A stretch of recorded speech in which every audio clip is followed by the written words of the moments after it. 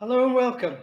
Welcome to our discussion this evening to learn more about Grangegorman and the historical records associated with this important site. My name is Dr. Philip Cohen and I'm chair of the Grangegorman Histories Working Group. Grangegorman Histories is a public history project of Dublin City Council, Grangegorman Development Agency, the HSE, local communities, National Archives, Royal Irish Academy and TU Dublin. In the last 250 years, Grangegorman, on the north side of Dublin, has been the site of a workhouse, a hospital and a prison. Now it is being fully integrated into the city as a health and education campus. Our project will provide a series of opportunities to contribute to the work of uncovering, cataloguing and commemorating the eventful history of this site and the surrounding area, in order to stimulate awareness of the multifaceted and fascinating histories of the Grangegorman area. The discussion this evening is an exploration of the historical records recovered from Grangegorman and their restoration to the current state in the National Archives. In addition, it will touch upon what the documents contain, what they will tell us about the people who were confined at Grangegorman, the people who worked there, the practices in the institution, and why these records in particular are so important. I'm delighted to be joined this evening by Brian Donnelly. Brian is a senior archivist with the National Archives. He's been there since 1981 and he's been involved with archives at Grangegorman for at least 30 years. Dr. Kirsten Mulrennan qualified as an archivist in 2009 and has worked since then in a variety of different archive services. She gained her PhD in 2013 and the thesis is called Issues in Archiving Historical Medical Records in Ireland. During her research, Kirsten spent a year on site at Grangegorman, conducting a case study of its records, the findings from which were published in the collection Archives and Archivists 2 by Four Courts Press. Kirsten is currently employed as the archivist for outreach and engagement at the Special Collections and Archives Department at the University of Limerick. Last but not least, Ray Keane is a former manager in the Mental Health and Addiction Services at Brendan's Hospital. Ray worked at Grangegorman in the 1980s and 1990s and retired in 2001. He was greatly involved in the recovery of documents from the hospital site, both before and after his retirement. If I can turn firstly to Brian and to Ray, and maybe perhaps Brian first. Brian, how did you become aware that there were historical records on the site here in Grangegorman? Well, Philip, about 30 years ago, I was involved in work locating and reporting on records of historical interest and trying to ensure their preservation. And that's how I came in contact with Grangegorman Mental Hospital. The administration there, they were worried about the records. And I visited a hospital and had a look at the material. Now, there was such a huge range of records. The National Archives wasn't in a position to actually take the material in at that point. But we tried to liaise with the hospital over subsequent decades to ensure and assist in the preservation of the material so that ultimately it could be transferred to the National Archives. Okay, thanks for that, Brian. And what condition were the records in when you first came across them? Well, the records were scattered throughout the complex. Some of them were in the registers of admission, a continuous run of which survive from 1814, where were stored very well and were in very good condition. Some of the old clinical notes books, these huge books, they started off as as clinical books and became death and discharge books in around 1909. These books were stored, I remember, in a porta cabin in the complex, and in the old annex, which had been the Richmond Penitentiary, on the third floor, there were big sacks of committal forms going right back to when the hospital opened. And there were also, I remember, minute books and other records up there. Now, pigeons had actually got into this part of the building, so some of those records weren't in the best of nick. Okay, well, maybe Ray, perhaps, if you could tell us a bit about the work you did with Father Pierce and Dick Bennett in recovering those records. When Brian Donnelly came and explained to us the value of those records, we decided to go and do a complete search of the hospital. And we found records in about every location, some level of records. We put a weight value on them. We were saying there was approximately 25 tons of records. And as Brian has just said, the ones in the pigeon loft, that was the name we put on this one. We had to just use snow shovels to shovel them into 1 ton bags. And we had to bring in a man with a teleporter. We had to take out a window and take them down to a ground level to move them to another building, so as we could start to clean them up and to try and put them in some sort of date order. I mean, one of the items that was in that loft were the admission forms, and they gave a history of each client as they were coming in, what place they were in the family, what their parents did for a living, how many bedrooms they had.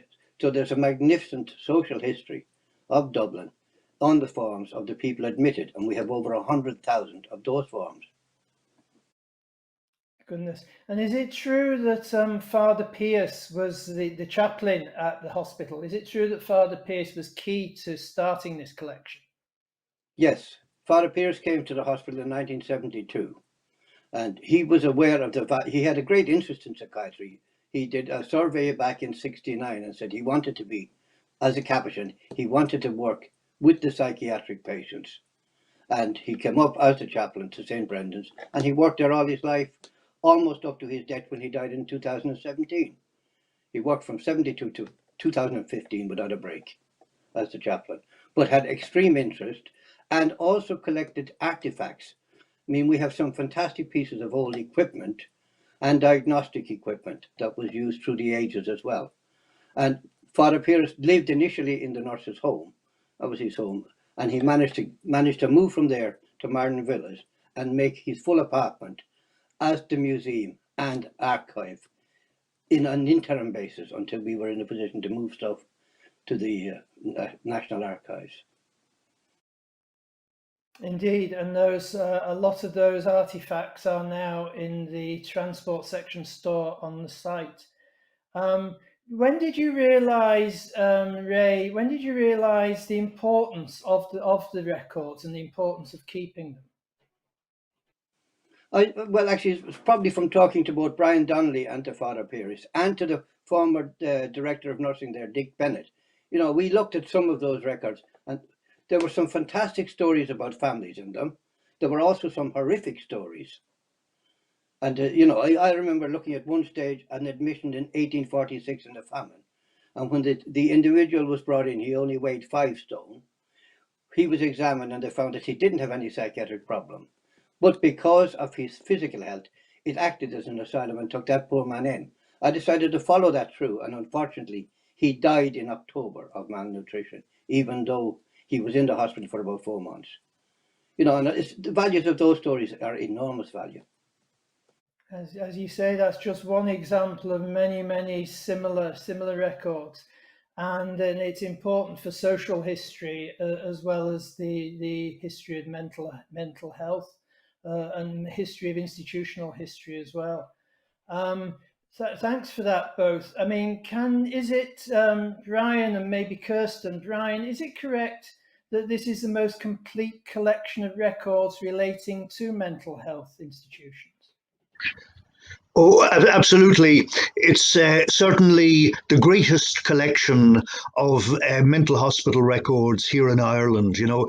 And of course, Grangegorman was the first of the public mental hospitals, opened in 1814, and it also was the most, it was the largest, and it was the most prodigious. It had people, in the 19th century, like Joseph Lawler, and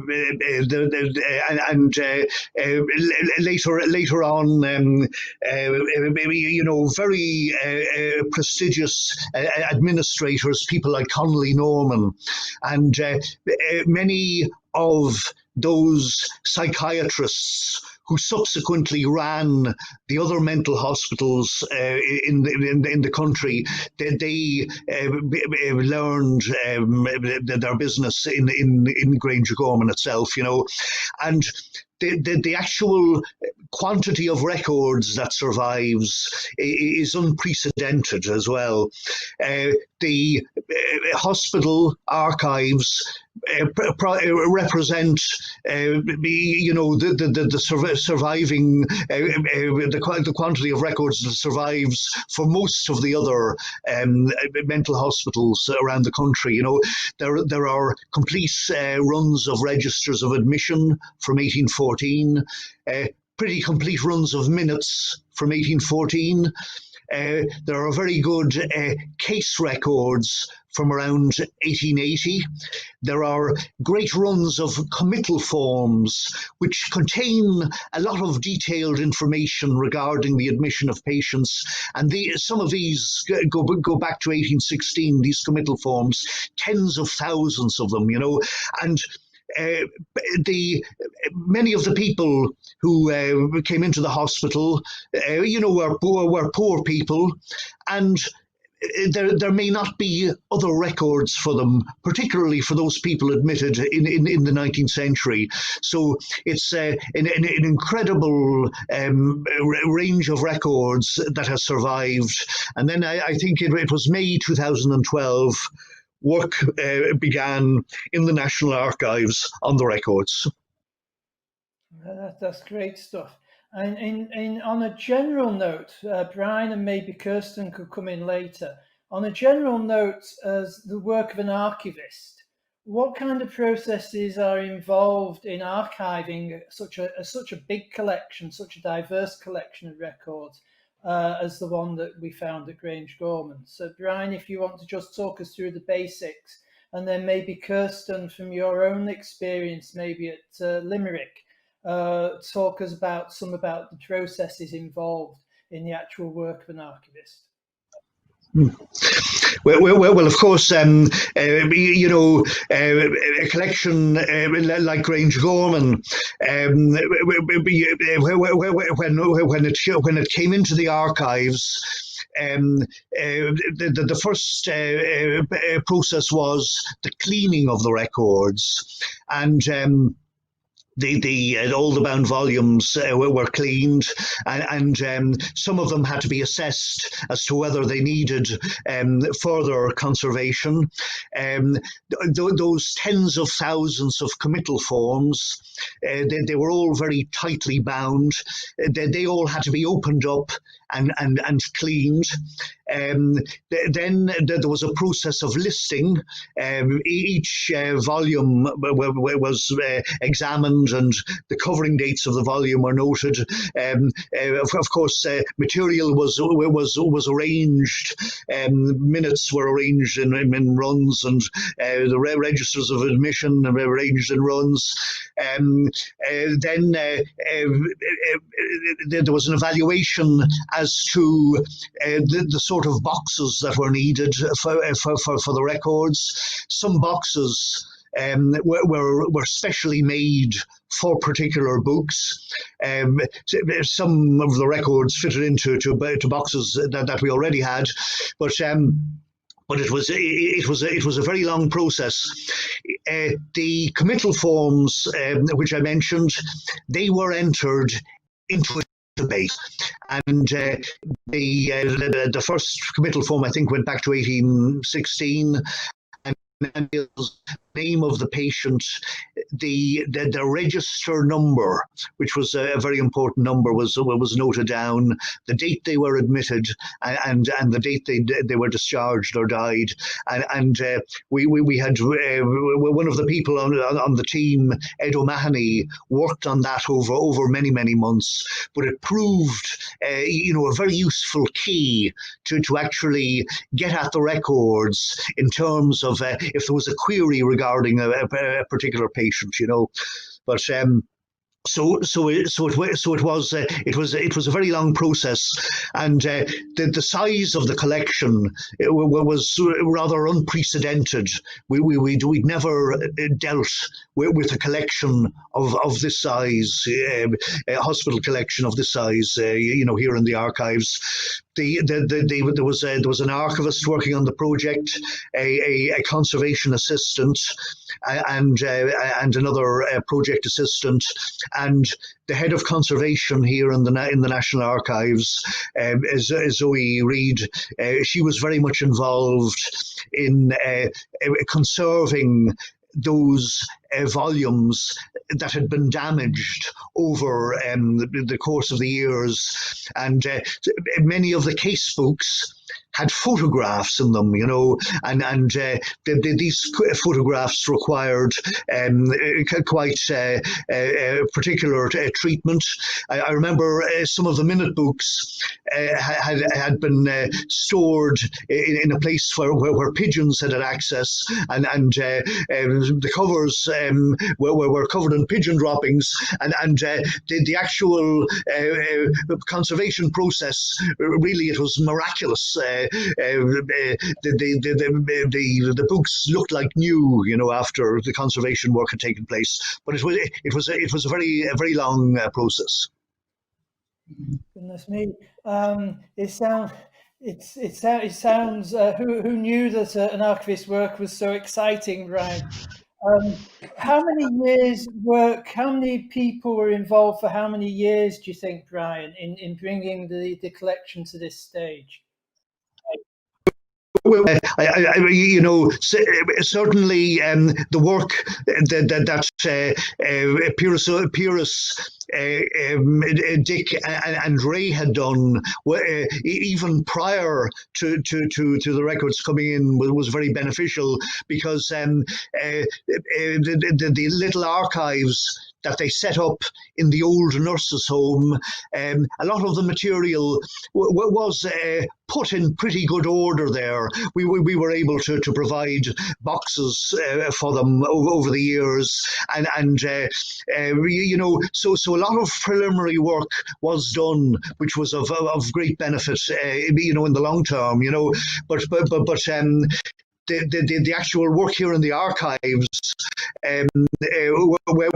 went on for it was almost 3 years. It went on, and there were the people working permanently on the collection. So it was a huge undertaking. Goodness, Dean, that work needs to be acknowledged in itself, I think, and certainly it would be. The more use that's made of those archives now would justify all that hard work that was put in. Brian, what stage would you say the collection is at now, and what work remains to be done on the collection? Well, the vast bulk of the collection has been listed, cleaned, has been boxed. There is some material that still requires conservation work, but as I say, the vast bulk of the collection, the archival work has been done to a high degree. That's really good news. And turning to Kirsten now, perhaps a general question first and then a more specific one relating to your work on Grangegorman. Generally, Kirsten, to put it very crudely, how does an archivist decide what's worth keeping and maybe what's not worth putting the work into? What makes an individual item a valuable item that's worth keeping?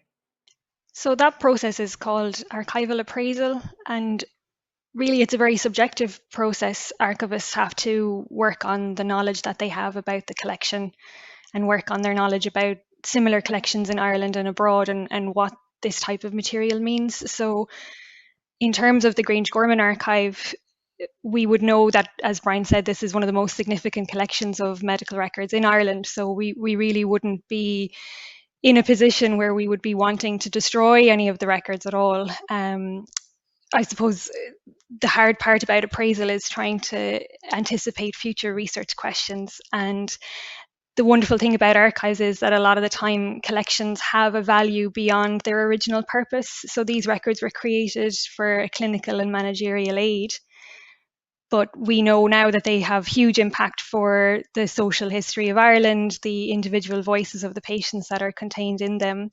A lot of the archivists that I interviewed for my own research mentioned about really unanticipated research requests that they had gotten in relation to medical records. One asylum in the UK had gotten a lot of requests, and one of them was from somebody who was interested in the history of chess. And oddly, the case books that documented the daily activities of patients was one of the richest sources that they could find on the history of chess. So I suppose it really is a very difficult process to try and anticipate what people will want in the future.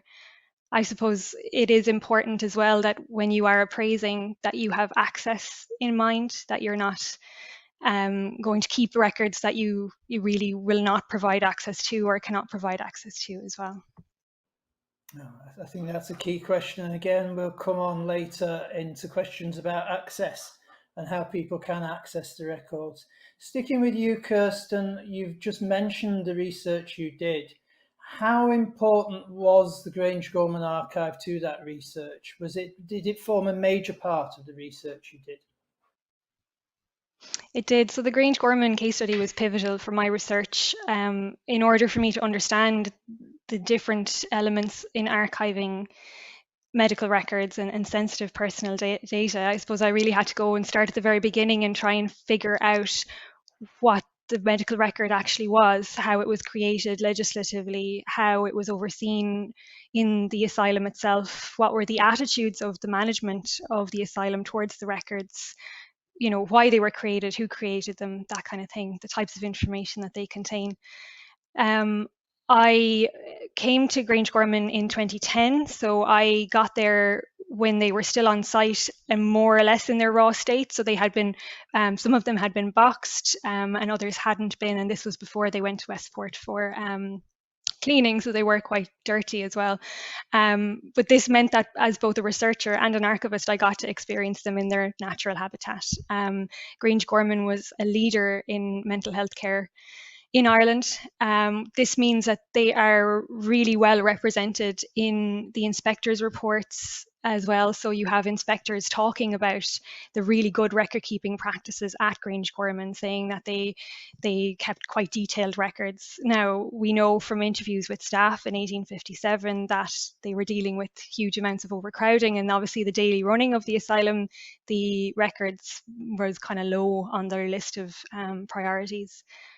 But in terms of my research, really drilling down into how the record was created and what this means for the patient as the kind of the end result, how it actually impacted on their life and what it tells us about them, that informed then the questions. I went and interviewed archivists in Ireland and the UK to try and narrow down the kind of ethical issues and the practical issues as well of dealing with archival records like these from the very beginning, so from appraisal and preservation all the way through cataloguing, access, and then outreach projects.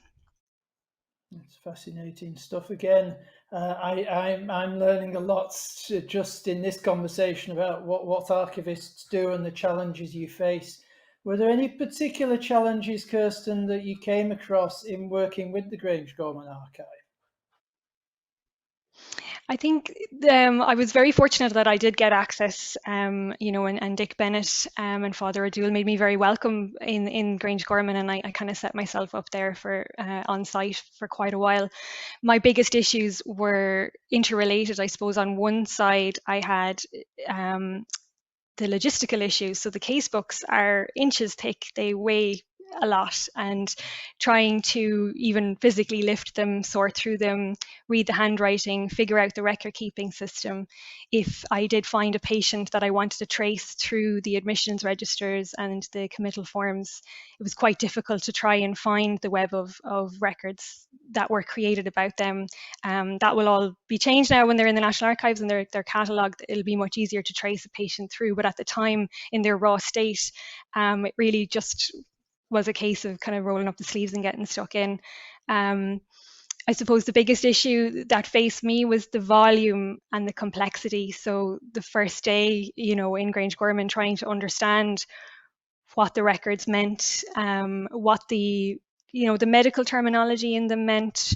Doctors would use, you know, shorthand, their own shorthand. They would use you know, different types of ink. So usually the doctors would write in black ink, sometimes the nurses wrote in red ink, and very rarely then the resident medical superintendent, Dr. Connolly Norman, would write in purple ink. So for me, just to immerse myself in the kind of ecosystem of Grangegorman, and just to try and put myself back in the context of the records creation really helped me to understand the record better. There's from this conversation, it's very clear that there's a huge wealth of information about thousands of different individuals, and it sounds absolutely fascinating. Was there any, Kirsten, were there any specific examples of stories of any individuals that particularly struck you as being particularly interesting or significant? Well, I suppose I was always struck most by those cases where you could really tell that the reason that somebody had been admitted was a social reason, maybe more so than a medical reason. So cases that would really be highly suspicious of maybe victims of domestic abuse, or what we now know to be postnatal depression, or on the flip side, then there could be disputes in families over land and things like that. And I think as both Brian and Ray have mentioned earlier, these are massive insights into the labouring and unlettered of the 19th century, we'll call them, you know, the ordinary people who may not otherwise have made a mark on history. They tell us a lot about the mental health, the state of people's mental health and what attitudes to mental health were in the country at the time. I do remember coming across a case where a family member of a patient was asking the doctors, when they were updating them on their patient's condition, that they would use an envelope that was unmarked so that people wouldn't know, the postman wouldn't know that this communication was coming from Grangegorman. There were two cases that I looked at in particular that really stayed with me. One was both in their late 20s, a man and a woman, and the female patient was committed for attempting suicide, and she remained incredibly silent during her stay at Grangegorman. She didn't answer any questions, and her photograph on admission, she had her eyes closed, and there's a hand holding her under her chin just so that the photograph can capture her face. So her records are quite cursory, they're quite short, and she died in the asylum 7 years later, and she didn't have anybody to speak for her, advocate for her. She was quite passive. In stark contrast then, the male patient that I looked at was first admitted around the same time. So he was first admitted for overwork and anxiety, but he was you know, well educated. He was a clerk in Lord Wolseley's office. He had been passed over for promotion, I think, and had a breakdown. The second time he was admitted a few years later, it was after the death of his son, and he had become quite violent at home. So he was committed then. But he was really adamant about how that he would be represented in the medical records. And, over his time, you can actually see him becoming more obsessed with how he was being represented for history, for perpetuity. He would follow the doctors into the casebook room and he would try and read what they were writing about him. And then he started a letter writing campaign to both his doctors and his solicitors and his wife, telling everybody that, they were writing things about him that weren't true. He called the casebook a tissue of falsehoods, and he said that they were one-sided and misleading. And he had this kind of almost love-hate relationship with Connolly Norman. He would write him letters, and the reason that we have these letters was because the doctors never sent them. They would append them to the casebook as evidence of his mental state. And quite interestingly, then, this is where we get pages and pages of Connolly Norman's notes on the case of this man himself. We know that by the purple ink, and it would go on for quite some time. So it just, the contrast between somebody who was quite vocal and well able to advocate for themselves versus somebody who maybe was more passive in the record. The stories we're hearing this evening are amazing. I think they really show the foresight of Father Pierce, Dick Bennett and Ray in saving these records for now and for the future. And I think all credit to those people on the ground and Brian Donnelly for his support to get us to this stage. And Brian, if I can now ask the really big question that I'm sure lots of people are just begging to be asked. How accessible are these records in the National Archives now? Yes, well, over the years, we have many queries from people trying to trace relatives who have been in the hospital, and there was a process whereby we would do a search. The staff here would do a search among the records, and forward the results of the search, including copies of the records, to the mental health services, who would actually then have a look at the material and send it on to the person making the inquiry. Then, for people who are doing historical research, we've had a sort of a three-level system. People have had access to the material, depending on the nature of their actual research. There was somebody in actually this week looking at the material, but what we're moving to now is something more in line with international practice, where there will be just a closure for a certain number of years. We're looking at a 100-year closure on the records, and there will be a much simpler way of accessing the records. And as I say, this will be in line with international practice. So for example, Brian, if I know a relative of mine was in Grangegorman in the 1800s, more than 100 years ago, will I be able to locate their individual records? Actually, and over the past number of years since the records came in, that facility has been there. If you have some information about that particular individual, an approximate date that they were admitted, perhaps, or maybe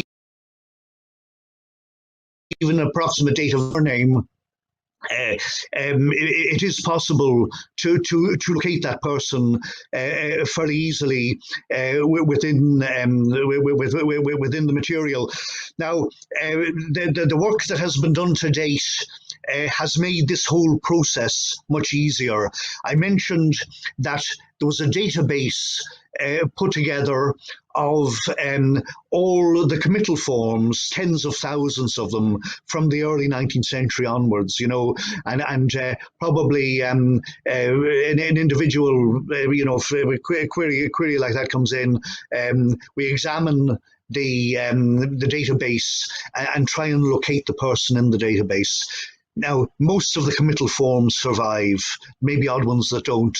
But if we can find that person in the database, we have their name, we have the register number they were given when they came into the institution, and that will lead on to the register of admissions as well. There'll be another entry for them. And the actual database will also give their date of death or discharge, So the work that has been going on, has made the material, far more available.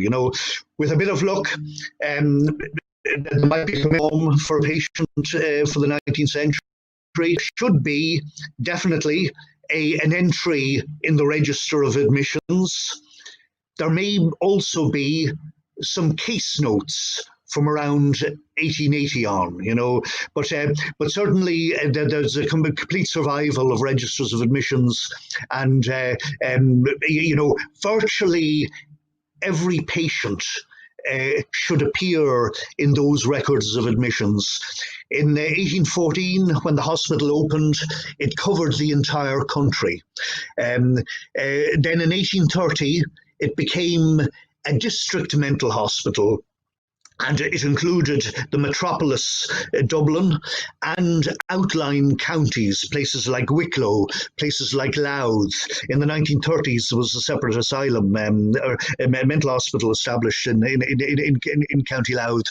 But so of course, though if your relative is from some other part of the country, there's a chance, of course, they may be in some other mental hospital collection, but if they're in Grangegorman, it should be possible to identify them pretty quickly. More generally, Brian, if I wanted to know the age of the youngest patient in Grangegorman, or maybe the longest length of stay by a patient in Grangegorman, is that possible? Is it easy, or is it just not possible at all? It might be difficult to definitively establish who was the youngest patient. I think I've seen references to maybe boys of 12 occasionally been admitted, and again trying to establish the oldest patient. Again, I'm sure there were people who lived into their 90s and beyond in the institution, but trying to actually establish that information again definitively would take a lot of work going material. Occasionally, there are reports from mental hospitals, and sometimes a note might be made, some a patient of some extraordinary age dying, or perhaps a young patient been admitted, but again, it would probably take quite a bit of work to actually establish that, but it probably could be done in the long term. Brian, can you just tell people the web address for the National Archive for when they can contact the archives for this information? Yes, www.nationalarchives.ie. And if people have any queries, query QUERY at nationalarchives.ie. That's perfect. Thank you for that. We're coming towards the end now of our discussion. I just wonder if I can ask you all, maybe Ray first, and then Kirsten, and then Brian. What are your hopes for the future use of this archive?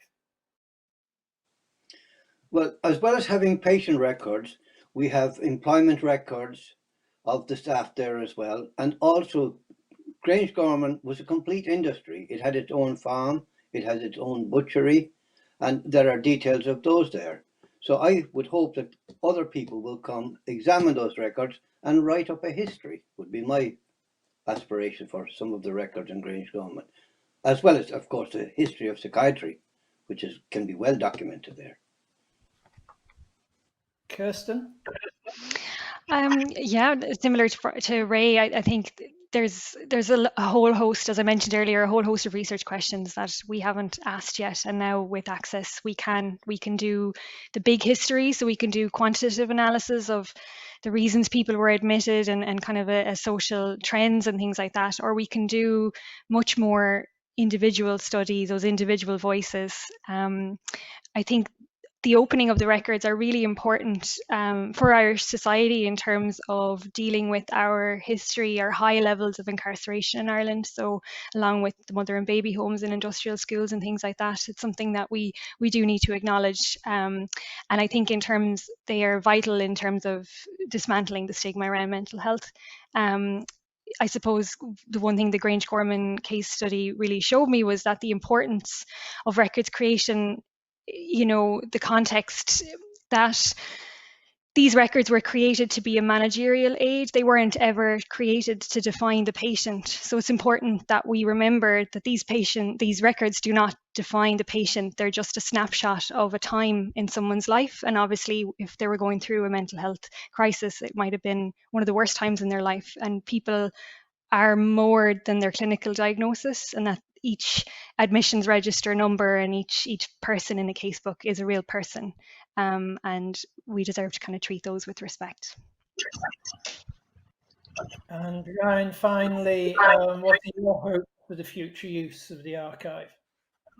Well, I think the extraordinary thing about these records, is they're an insight into the human that you don't get from any other record, and you suddenly realize that people in the mid 19th century, they're under various pressures. Maybe slightly different pressures to the ones that people are under today, but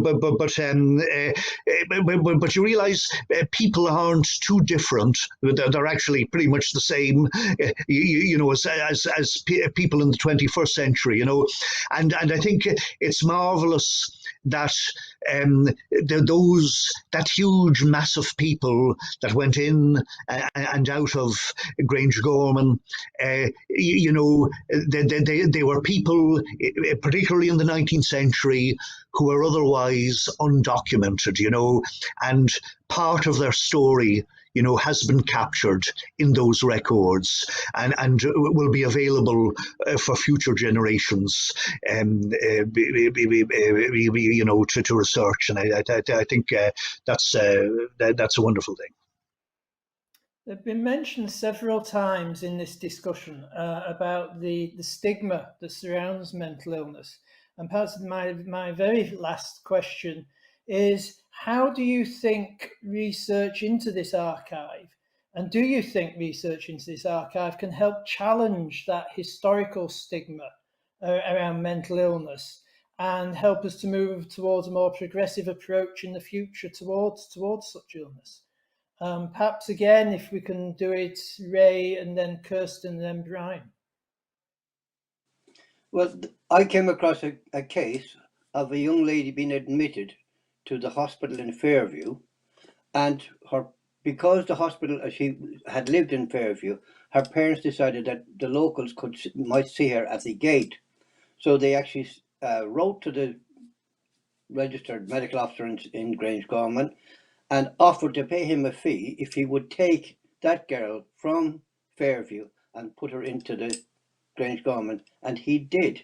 And it's that kind of thing, to find out that went on back in the 30s, which was very wrong, because the services that were available in Fairview were comparable to what was available at that point in Grangegorman.